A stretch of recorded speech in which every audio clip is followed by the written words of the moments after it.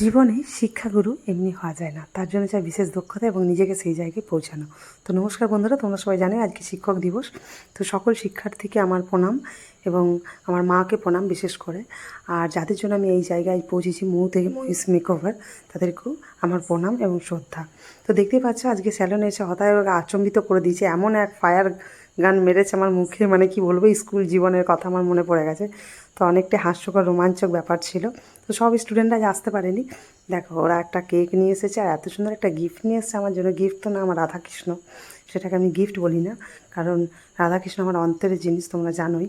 তো কেমন হয়েছে জানিও। আর স্পেশাল থ্যাংক ইউ ওদের চারজনকে, বিশেষ করে সুপর্ণাদি, যুথিকা, মণি আর মোনা, এই চারজনকে স্পেশাল থ্যাংক ইউ যে এত সুন্দর আমার এই আজকের এই দিনটাকে এত সুন্দর করে তোলার জন্য।